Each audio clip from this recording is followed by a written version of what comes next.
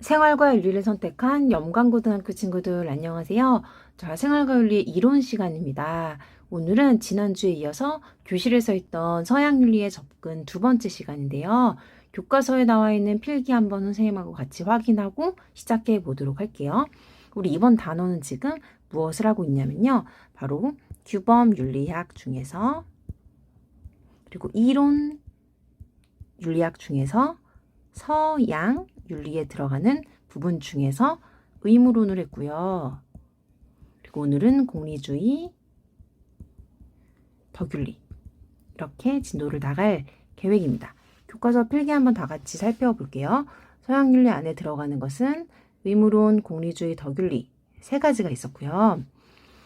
도덕과학적 접근도 있지만 그렇게 크게 다루지는 않는다는 것. 현대사회에서 발생하는 윤리 문제를 탐구할 때 이렇게 서양윤리 접근을 통해서 해결 방안을 모색할 수 있다. 이렇게 필기했었습니다. 네, 의무론 이어서 살펴볼게요. 우리 암기하기로 했던 단어 의무론, 칸트 이렇게 적었었죠. 의무론은 언제 어디서나 우리가 따라야 할 누, 구, 나, 보편타당한 법칙이 존재하면서 우리의 행위가 이 법칙을 따르면 선이고요. 따르지 않으면 악이라고 이야기했던 윤리사상. 그리고 칸트는요, 도덕성을 판단할 때 행위의 결과를 싫어했고요. 동기를 중시했습니다. 오로지 의무의식에서 나온 행동, 비롯된 행동이 옳은 것이고요. 그에 따르면 이성적이고 자율적인 인간은 합리적인 존재라고 규정했었죠. 누구나 따를 수 있는 보편적인 실천 법칙을 스스로 세울 수가 있고요. 자율적이고 이성적인 인간이기 때문에 그 법칙을 합리적으로 따를 수 있다고 이야기했습니다. 그 법칙의 형식은요. 정언 명령의 형식이고요. 1번과 2번 그리고 마지막 요약 문장까지 외우기로 했었죠. 내의지의 준칙이 언제나 동시에 보편적, 누구나 입법할 수 있는 원리가 되도록 하고요.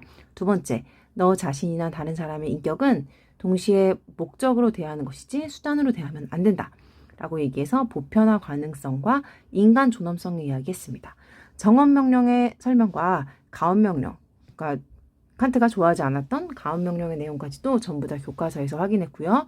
준칙의 뜻도 여기 이렇게 설명으로 잘 나와 있습니다. 25페이지로 넘기시면요. 똑같은 문장인데 보편화 가능성과 인간 존엄성의 이야기를 여기까지 읽어보라고 선생님이 교과서에 표시해 줬을 거예요. 이렇게 3분 동안 우리 지금 잠깐 복습했는데요. 내용 잘 기억나시죠? 다음 자연법 윤리로 넘어가도록 하겠습니다. 네, 자연법 윤리는요. 의무론에 들어가는 또 하나의 칸트 윤리에 이어서 두 번째 의무론이라고 생각하시면 됩니다. 의무론의 또 다른 접근의 예로 자연법 윤리를 들 수 있는데요. 자연법이라고 하면 그것이 무엇이냐면 인간의 본성에 의거하는 절대적인 법으로서 모든 인간에게 원래 자연적으로 선천적으로 주어져 있는 보편적인 법을 따라야 된다라고 말하는 윤리사상입니다. 그러니까 윤리적 의사결정 과정에서 자연법은 뭐라고 명령하냐면요. 빨간색으로 표시할게요. 네, 선을 행하고 악을 피하라라는 핵심 명제를 강조합니다. 인간이 이렇게 있는데요. 행위를 할 때 보면 선이라는 것은 늘리고 악은 피하는 것, 인간이 본성적으로 타고난 것 아닐까요? 한번 생각해 볼게요. 이것을 자연법 윤리라고 설명하는 거고요. 그 옆에 설명 다시 한번. 자연법 윤리에 따르면 자연의 질서를 따르는 행동은 옳고 선이고요. 그것을 어기는 것은 그른 것이죠. 악이고요. 이처럼 자연법 윤리의 의사결정 과정에서 어떤 행위가 자연의 질서에 부합하는지 아닌지를 확인하면 그것이 선한 행동인지 그것이 악한 행동인지 판단할 수 있는 것입니다. 그럼 자연의 질서라고 하는 게 무엇일까? 그러니까 구체적으로 사람들이 본성이라고 하는 게 무엇일까라고 질문했을 때 우리 아퀴나스라는 사상가를 같이 외워야 되는데요. 자연법 하면 우리 아퀴나스 이렇게 같이 외워볼게요.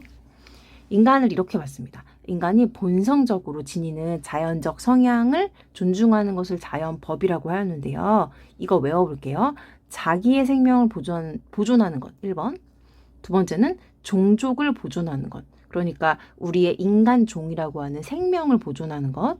그 다음 세 번째는 신과 사회에 대한 진리를 파악하는 것.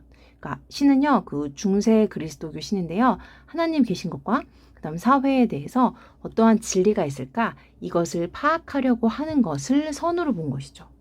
그래서 생물학적 존재로서의 자기 자신, 자기 종족을 보존하려는 성향, 그리고 이성적 존재로서 진리를 파악하려는 성향은 인간이 모두 본성적으로 가지는 자연적 성향이기 때문에 이것을 자연법이라고 하면서 이것을 그러니까 긍정하는 태도는 선이라고 보고요. 이것을 부정하는 태도는 악이라고 보는 것입니다.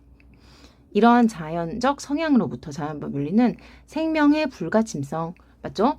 1, 2, 3 원칙에 생명에 대한 자연법 윤리가 들어가 있잖아요. 그리고 인간의 양심의 자유, 만민 평등 등의 자연법적 권리를 또 도출할 수가 있습니다. 여기도 읽어보시면요. 자연법 윤리가 이제 어떤 해결에 이제 시사점을 주는지가 나와 있는데요. 뭐 인간이 요즘에 생명권, 또 신체를 이제 맘대로 훼손하는 것, 이제 이런 문제들이 있는데 이럴 때 자연법 입장에서는 자기를 보존하고 종족을 보존하는 것이 선이다라고 주장할 수 있겠죠.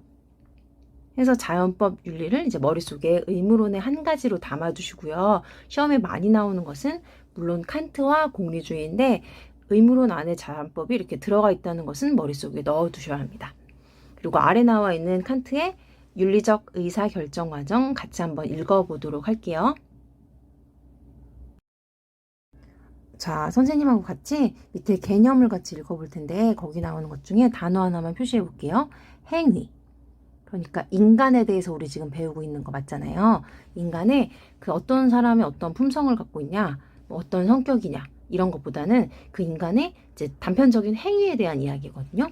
윤리적으로 의사 결정을 할 때 그 과정에 있어서 그 행위 이것에 대한 이제 과정을 한번 칸트가 이렇게 설명하는데 같이 볼게요. 네. 첫 번째 단계는 우리가 하려는 행위의 밑바탕에 있는 행위의 준칙을 고려하는 것이다. 우리 준칙 어제 지난 시간에 배웠죠. 방금 전에도 했었고요. 예를 들어 내가 공경에 처한 어떤 사람을 도와줄 것인지 생각할 때 내가 하려는 행위의 밑바탕에 있는 준칙은 다음과 같은 것이 될 수 있다. 즉, 그 행위가 나에게 과도한 부담을 주지 않는 한 곤경에 처한 어떤 사람을 보면 나는 그를 도와주어야 한다. 라고 생각하겠죠. 어떤 행위를 할 때 너무 많은 피해를 가지면서 도와주는 것도 아니잖아요. 그리고 두 번째 단계는 이 준칙을 모든 사람에게 보편적 누구나 적용할 수 있는지를 고려하는 것. 그럼 이러한 과정을 거치면 즉 행위가 자신에게 과도한 부담을 주지 않는 한 공경에 처한 누군가를 발견하는 모든 사람은 도와주어야 한다. 만약 이런 준칙을 보편화시킬 수 있다면 우리는 그 준칙을 받아들일 수 있고 그 행위를 도덕적이라고 부를 수 있어. 그렇지만 준칙을 보편화할 수 없다면 누구나에게 대입했을 때 그렇게 행동할 수 없게 결과가 나온다면 그 과정에 있어서 준칙을 거부해야 하고 이것은 비도덕적인 것이 된다라고 이야기하는 것입니다. 선생님이 교실에서 뭐 새치기를 하거나 자리를 양보하거나 이런 예로 설명했었죠. 그게 이게 교과서에 설명이 나와 있습니다. 칸트가 이야기하고 있네요. 네, 준칙은 모든 사람들에게 보편화 될 수 있어야 해 라고 이야기하고 있습니다. 자, 대망의 공리주의인데요. 왜냐하면 우리 교과서를 펼쳐서 이렇게 첫 번째 페이지도 공리주의, 1단원도 공리주의지만 그 마지막 끝단원 평화 단원으로 갔을 때 아이고 글씨가 왜 이러죠? 평화 단원으로 갔을 때 맨 마지막에 나오는 사람은 바로 싱어입니다. 싱어라는 사람이 현재 살아있는데요. 이 사람 또한 현대 공리주의학자라고 말할 수 있어요. 그래서 우리 지금 같이 외우기로 한 공리주의, 그리고 벤담, 밀, 싱어 이렇게는 이제 같은 세트로, 같은 가족으로 암기해 두셔도 됩니다. 자, 선생님이 지금부터 이제 필기를 해볼 텐데요. 여러분은 어디다 쓰면 되냐면 지난번에 24페이지 위에다가 선생님이 의무론 그리고 공리주의 가운데다가 사람 이름, 사람 이렇게 한 명 그려놓고 행위 이렇게 쓴 다음에 필기했던 데 있죠. 거기다가 쓰셔도 돼요. 또 이제 좀 왔다 갔다 하기 불편한 친구들은 지금 이 페이지에 그대로 적으셔도 됩니다. 자, 먼저 우리 가운데다 사람, 또 이렇게 이름 없지만 한 명의 인간을 그려놓고 행위라고 적어볼게요. 지난번에 선생님이 어떤 사람이 행위를 하는 과정을 동기, 마음속에 울렁울렁이는 동기를 거쳐서 그 다음에 결과, 행위를 한 다음에 그 일이 일어나는 결과, 이렇게 과정으로 한번 설명해 봤는데 친구들이 다 이렇게 인정했잖아요. 그래서 이번에는 그 행동의 동기가 중요한 것이 아니라 그 인간이 행위를 했을 때 그 행위로 인한 결과가 좋아지는 것이 선이다라고 말했던 학자들 공리주의의 이야기 만나보도록 하겠습니다. 자, 선생님이 쓸게요. 공리주의는 밑줄, 행동을 평가할 때 그 행동이 결과를 너무 중시해요. 그래서 여기다가 이제 동기가 중요하지 않다는 거 한번 썼고요. 그 인간의 행위가 결과가 얼마나 많은 쾌락과 행복을 산출했는지를 주목해서 쾌락과 행복을 많이 가지고 오면 선, 많이 가져오지 못하면 악, 이렇게 정의를 내립니다. 그러면 선생님, 쾌락이 뭐예요? 라고 한다면 여기 밑에다가 한번 같이 써볼게요. 뭐 여러분이 어떤 행동을 할 때 이런 거 있죠. 이익을 늘리는 행동, 쾌락을 늘리는 행동, 선을 늘리는 행동, 쾌락을 늘리는 행동, 쓸모를 늘리는 행동은 전부 다 선으로 봅니다. 그럼 이제 반대의 말 한번 써볼게요. 무슨 색으로 쓸까? 자, 악은요, 이거의 반대말 쓰면 되거든. 손해를 늘리는 행동, 고통을 늘리는 행동, 불행을 늘리는 행동, 그 다음에 쓸모가 없는 거 있잖아요. 무용, 쓸모없는 행동, 이런 것들은 전부 다 악으로 보는 거예요. 그럼 그 행동을 할 때 할머니를 도와드릴 때 그 행동에 동기가 선했는지를 보는 것이 아니라 그 행동으로 인해서 나에게 올 이익, 선, 쾌락, 행복을 계산하는 것이죠. 그래서 그게 더 나에게 많으면 선, 손해나 고통이나 불행이나 무용을 준다 그러면 악으로 판단하고 그렇게 행동하는 것이 맞다고 주장하는 것입니다. 자, 벤담의 이야기 먼저 볼게요. 벤담은 최초의 공리주의를 만든 사람인데요. 쾌락을 산출하고 고통을 피하는 결과를 낳는 행위가 선이라고 봅니다. 그는 사회가 개인의 집합체이기 때문에 개인의 행복과 사회 전체의 행복은 연결되어 있으며 더 많은 사람들이 행복을 누리는 것이 좋은 일이라고 보고 최대 다수의 최대 행복이라는 보편적인 도덕 원리를 제시하였습니다. 또한 그는 모든 쾌락은 질적으로 같기 때문에 양적인 차이만 있다고 가정하고 쾌락을 계산할 수 있다고 보았습니다. 벤담 여기 있는데요. 이분의 입장에서 얘기해 볼게요. 여러분 그 싸이버거 좋아하잖아요. 그 한 개 먹는 게 좋아요? 두 개 먹는 게 좋아요? 네, 한 번보단 두 번이 좋고요. 일주일에 한 번씩 먹는 거랑 일주일에 한 번 먹고 끝내는 거랑 일주일에 한 번씩 계속 먹을 수 있어요. 한 달에 4번. 그럼 뭐가 더 좋나요? 네, 2번보단 4번이 좋고요. 또 여러분 등교할 때마다 2주에 한 번씩 싸이버거를 먹을 수 있대요. 그러면은 2주에 한 번씩 양이 점점 부등으로 반대로 할수록 여러분의 행복의 양은 점점 늘어나죠. 그리고 우리 반 구성원인 1번 친구가 행복해하는 것과 2번 친구도 싸이버거를 먹음으로써 행복해하는 것, 3번 행복, 4번 행복, 5번, 6번, 7번, 8번, 9번, 10번 이렇게 반에 있는 한 개인이 행복하게 느끼는 양과 이 전체가 행복하게 느끼는 양이 같다고 생각하는 거예요. 그러니까 한 사람이 모두 한 표인 거겠죠. 선생님이 싸이버거를 받고 이제 2배로 행복해도 벤담의 입장에서는 계산을 할 수 있기 때문에 개인은 누구나 하나의 목숨입니다. 그럼 이 세상에 있는 모든 행위에 대해서 쾌락을 이제 측정할 수 있을 것이고 양으로 많은 쾌락을 추구하면 된다라고 설명할 수 있겠죠. 이게 바로 쾌락에 대한 이제 양적 공리주의라고 부르는데요. 적어볼게요. 네, 공리주의 초기의 벤담의 입장입니다. 근데 뭔가 약간 문제가 있어 보이죠? 이렇게 양이 많아지기만 할수록 과연 행복한 걸까? 해서 선생님이 아래쪽으로 내려가서 밀의 이야기를 해보도록 할게요. 밀은 양만 있는 것이 아니다라고 이야기합니다. 밀 이야기 같이 볼게요. 지금 그 순간적으로 필기를 지우려고 하다가 친구들이 지우지 말라고 할 것 같아서 안 지우고 그대로 쓸게요. 쾌락의 양뿐만 아니라니까 얘들아. 양도 중요하고 질도 중요하다고 이야기하는 것이에요. 선생님, 그 사이버거는 좀 그렇고, 그 우리 급식 시간에 그 가장 맛있다고 친구들이 말하는 뭐 장각 닭다리인가 하는 메뉴가 있어요. 이 메뉴 한 개 나올 때는 하나 더 먹고 싶다. 하지만 급식에서 모든 메뉴를 많이 주면 좋다고 반찬 3가지가 다 장각치킨, 밥도 장각치킨, 국도 장각치킨 이렇게 받으면 우리 양이 무조건 많아진다고 해서 우리 무조건 행복이 다 커지는 건 아니잖아요. 이 얘기를 미리 했던 것입니다. 저는 10만 원 있다면 10만 원 너무 많은가? 이제 10,000원 있다면 싸이버거를 이제 10세트를 사서 먹는 것이 행복한 것이 아니고 10만 원으로 싸이버거는 2세트만 먹고 나머지 돈으로는 뭐 스터디 카페에 가거나 내가 공부하고 싶은 책을 사서 읽거나 아니면 음악을 듣거나 하는 등의 정신적인 쾌락도 이러한 양적인 쾌락 못지않게 더 중요하다라고 이야기한 사람이에요.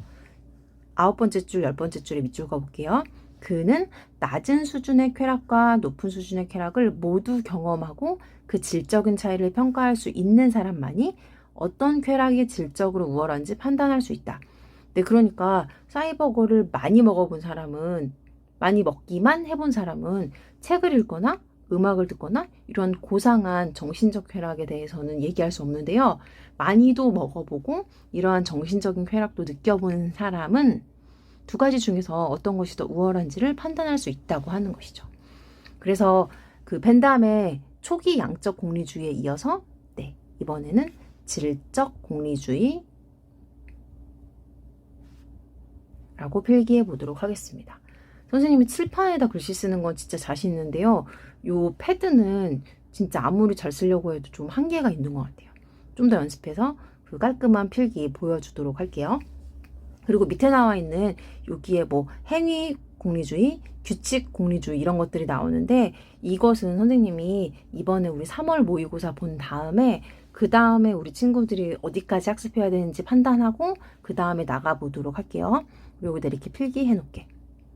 검정색으로 이제 나중에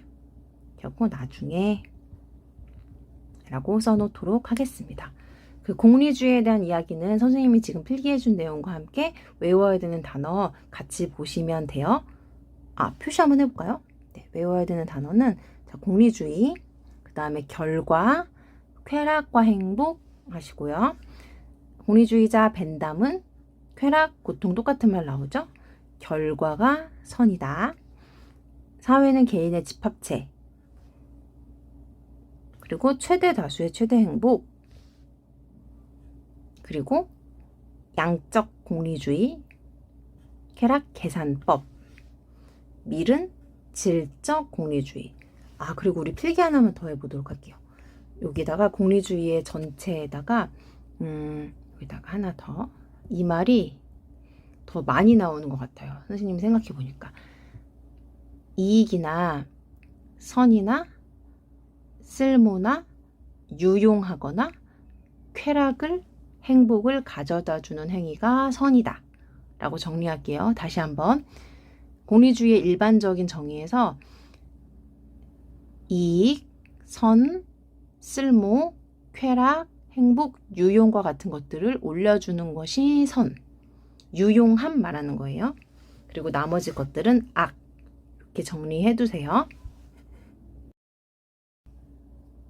자, 26페이지 밑으로 내려와서 같이 볼게요.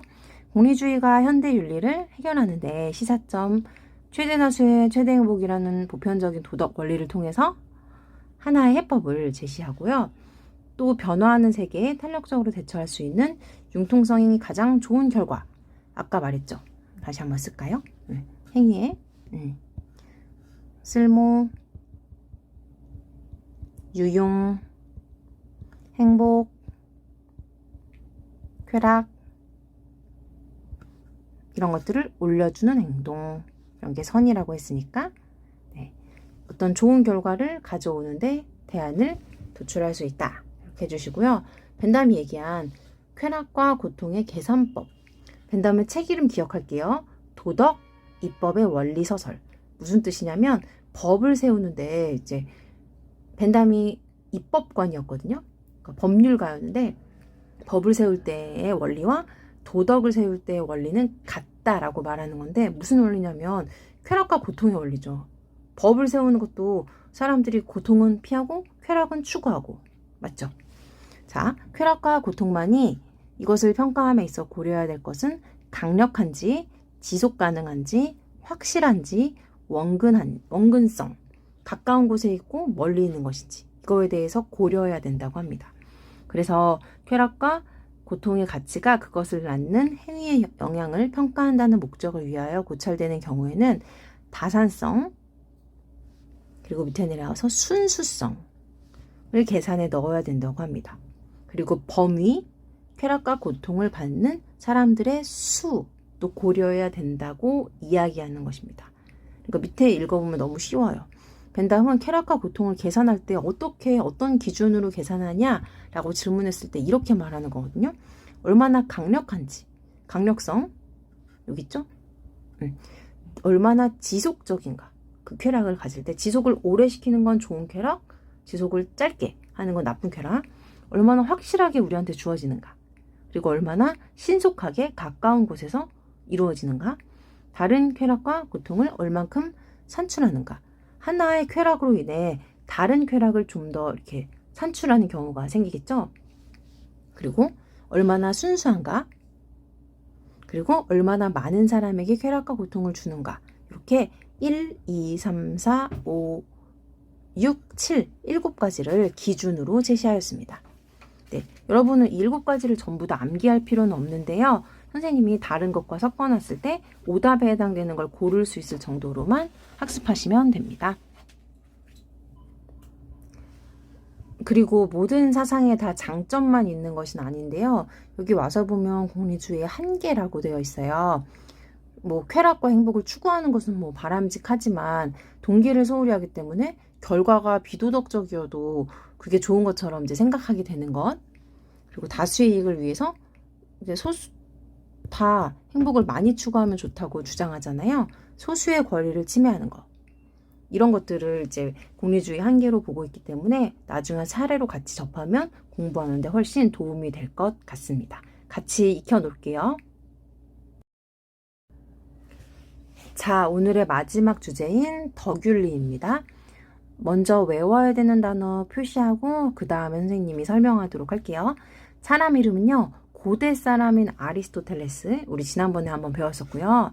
현대의 덕윤리학자 맥킨타이어, 이렇게 2명이고요. 그 다음에 단어를 외울 텐데 그 아까 선생님하고 사람 모양 그리면서 행위라고 썼던 거 기억나시죠? 이번에는 행위가 아니라 행위자를 외우셔야 되고요. 근데 덕윤리 외웠기 때문에 도덕성 뭐 이런 건 안 외워도 될 것 같고 내려와서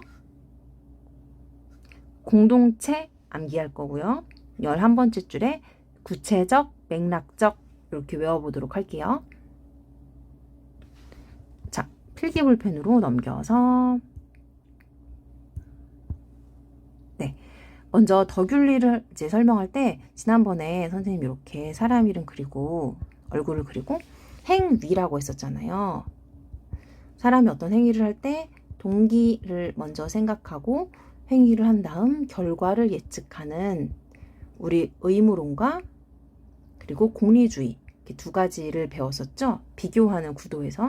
근데 이번에는 이제 이러한 의무론이나 공리주의는 너무 개개인의 행위 하나에만 집중하기 때문에 그 순간적으로 어떤 동기를 가지고 어떤 결과를 가져오는지, 그러니까 보편적으로 어떤 행동에 있어서 이렇게 행동하라는 보편적인 도덕 원리만 제공할 뿐이지 정말 어떤 상황들, 구체적인 상황에서 사람들이 어떻게 행동해야 될지는 알려주지 않는다는 거예요.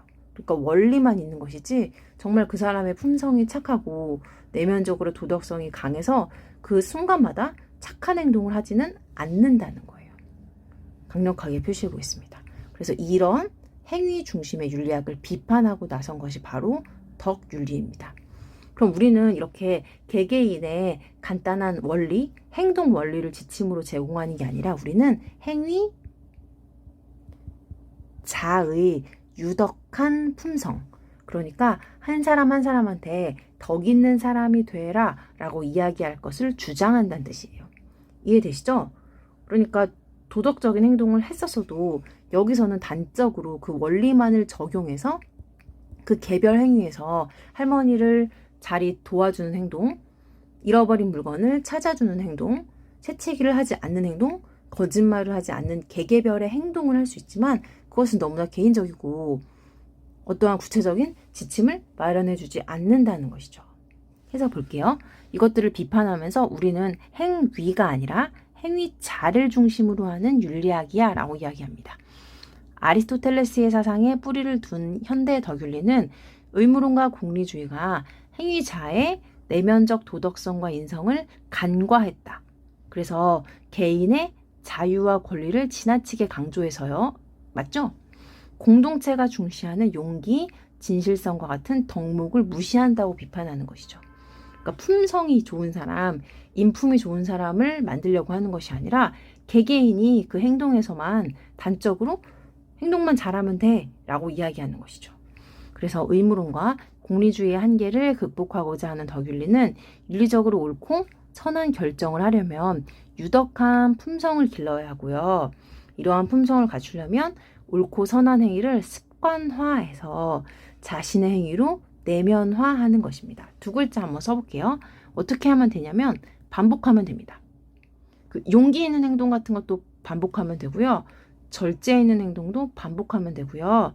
그 공동체에서 덕이라고 하는 행동을 자신의 것으로 내면화하기 위해서 반복하면 되는 것입니다. 더불어서 덕윤리는 더불어 사는 공동체 구성원의 삶을 강조해서요. 개인의 자유와 선택보다는 공동체와 공동체의 전통과 역사를 중시합니다. 그래서 개개인이 한 명이 이렇게 혼자 독립돼서 살아가고 있는 존재가 아니고요. 개인은 이렇게 모여져 있는 사회의 단순한 그냥 어떤 생명체가 아니라 이 공동체 안에 살고 있는 구성하고 있는 자아라는 것이죠. 나는 그러니까 누군가의 친구이며 누군가의 가족이며 여기 있는 자아는 바로 관계적 자아, 독립적 자아가 아니고 이제 구성된 자아라고 할 수 있겠죠. 네, 밑에 보면요. 윤리적 의사결정 과정을 내릴 때 덕윤리는 특정한 상황에서 유덕한 행위자가 할 법한 것을 행하라고 요구합니다. 보편화당한 규칙을 따르거나 공리를 산출하는 행위를 해라. 이게 아니라 정직한 사람이 되어라. 정직한 사람이 할 법한 것을 행동하라라고 요구하는 것이죠. 밑으로 내려볼게요. 그 현대사회의 윤리 문제에서 해결하는 데 덕윤리가 줄 수 있는 시사점 보겠습니다. 먼저 품성의 바름을 추구하기 때문에 실천 윤리학의 논의 범위를 해결뿐만 아니라 어떤 사람이 되어서 어떻게 살아갈 것인가에 대한 탐구를 확장시킨다는 것이고요. 또 현대사회의 다양한 윤리 문제에 관해서 개인의 실천, 가능성을 강조하기 때문에 실천력을 높이는 데 기여할 수 있다라고 이야기합니다. 밑에 나와 있는 또 덕윤리의 한계 봐야겠죠? 구체적인 상황에 따른 도덕적 판단과 행위를 강조하는 덕윤리는 상대주의, 이런 것도 괜찮아, 저런 것도 괜찮아 라고 흐를 위험성이 있다고 이야기합니다. 자, 27페이지 맨 밑에 있는 아리스토텔레스의 덕 같이 보도록 할게요. 자, 덕에는 두 종류가 있다고 합니다. 아리스토텔레스의 덕윤리. 하나는 지성적 덕, 하나는 품성적 덕입니다. 지성적 덕은요, 기원과 성장을 교육에 두고 있어요. 그러니까 배워서 알 수 있는 것이 바로 지성적 덕이고요. 그러한 까닭에 그것은 경험과 시간을 필요로 합니다. 반면에 품성적 덕은 다른 색으로 해볼게. 습관의 결과로 생겨나는 것이고요. 품성적 덕은 어떤 것도 본성적으로 우리에게 생기는 것이 아니고요. 본성적으로 생기는 것이라면 본성과 다르게 습관을 들일 수 없기 때문이죠. 품성적 덕을 획득하게 되는 것은 먼저 실천함으로써 이루어집니다. 정의로운 일을 행함으로써 정의로운 사람이 되고, 절제 있는 일을 행함으로써 절제 있는 사람이 되며, 용감한 일을 행함으로써 용감한 사람이 된다. 우리 아까 필기했던 거 한번 써볼까요? 네, 습관을 어떻게 하는 것이죠? 네, 반복하는 것이죠. 책 이름 기억할게요. 아리스토텔레스의 니코마코스 윤리학. 네, 아리스토텔레스는 지성적인 덕은 교육을 통해서 길러지며 품성적인 덕은 습관을 통해서 길러진다 라고 보았습니다. 유덕한 행위를 지속적으로 실천하여 습관화함으로써 품성적인 덕을 형성할 수 있고요. 그 결과 우리는 유덕한 품성을 갖춘 인간이 될 수 있다고 봅니다. 그러니까 그 행동을 몸에 배게 하면 어떠한 문제 상황에서 그 행동이 몸에서 바로 나오는 것이죠. 그것은 그 순간적인 행위가 아니라 행위자가 가진 품성 때문입니다. 잘했습니다, 여러분. 이렇게 넘겨보시면요. 도덕 과학적 접근이라고 나와 있는 신경윤리학과 진화윤리학이 나와 있는데요. 그 도덕을 과학적인 측면에서 접근한 것이에요. 선생님이 이거는 그 이번 3월 모의고사를 보고 나서 어디까지 공부할지 판단해서 그 다음에 나가보도록 할게요. 우리 먼저 함께 배웠던 3가지 윤리학. 네. 복습하는 게 더 중요하니까 여기 펼쳐서 같이 보도록 할게요. 페이지는 29페이지. 선생님이 책 이름을 같이 기억했으면 좋겠다고 분명히 얘기했습니다. 벤담의 도덕과 입법의 원리서설, 칸트의 윤리, 형이상학 정초, 아리스토텔레스의 니코마코스 윤리학.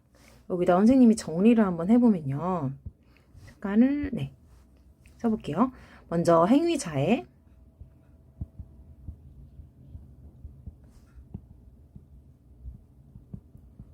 도덕성을 강조한 것이 바로 덕윤리고요. 행위자의 도덕성보다는 행위 그 개별에 그냥 동기가 중요하다라고 보았던 의무론, 그리고 행위가 중요한데 결과가 중요하다 얘기했던 공리주의.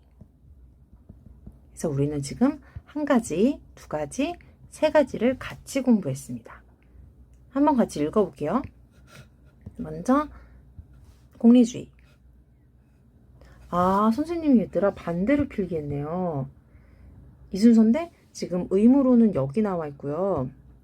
그 다음 공리주의는 이쪽에 나와 있습니다. 자, 의무론 먼저 볼게요. 나는 이제 다음과 같이 말한다. 인간은 칸트 이야기예요. 모든 이성적 존재, 합리적이고 자율적인 존재 일반은 목적 자체로서 존재하며 단지 이런저런 의지가 임의로 사용할 수 있는 수단으로 존재하지 않는다. 인간은 자신의 모든 행위, 또 나왔네요. 행위가 자신을 향한 것이든 아니면 다른 사람을 향한 것이든 간에 항상 동시에 하나의 목적으로 간주해야 한다 라고 이야기하고 있습니다. 2번째 공리주의 볼게요. 공리의 원리란 모든 인간의 행위, 또 나오네요. 관해 그것이 우리의 행복을 증진하느냐 감소하느냐에 따라 좋거나 나쁘다고 평가하는 원리. 공리가 무엇이냐면요, 어떤 대상의 속에 있는 성질인데요, 그것이 관련된 당사자에게 이익을 주거나 쾌락을 주거나 선을 주거나 행복을 가져다 주는 것은 좋은 거고요. 손해, 고통, 악, 불행이 생기는 것을 방지하는 경향을 가지는 것. 그래서 공리를 추구해야 한다라고 이야기하는 것이죠. 다음 덕윤리입니다. 어떤 행위 자체가 옳다거나 절제 있다는 것은 그것이 옳은 사람 혹은 절제적인 사람이 항상 행하는 바와 같은 행위, 그러니까 항상 그렇게 행동한다는 것이죠. 옳고 절제 있는 행위를 하는 사람은 사람이 곧 옳고 절제적인 사람이 아니다. 그런 행위를 하되 옳고 절제적인 사람이 하듯이 행위하는 사람이 옳은 사람이고요. 절제 있는 사람. 그러니까 행동을 습관화해서 그 행동이 언제나 나올 수 있게 하는 사람이 덕 있는 사람이다 라고 이야기하는 것입니다. 네, 잘했습니다. 문제 상황은요, 뭐 내려보시면 뭐 밥을 먹기 위해서 식당에 갔는데 이쪽으로 오라고 이제 손짓을 하고 있죠. 이 세 가지 상황에서 이제 어떻게 행동할 수 있을지 여러분이 판단하시면 되고요. 수능 문제도 이와 같습니다. 누구의 입장에서 이 문제 상황을 어떻게 해결할 것인지를 질문하게 되는 것이죠. 자, 이렇게 창의 융합적 적용이라고 되어 있는데 뭐 그것까지는 아니어도 여러분이 그 학자들이 어떻게 판단했을지를 이렇게 문제 상황에서 풀어보시면 좋을 것 같아요.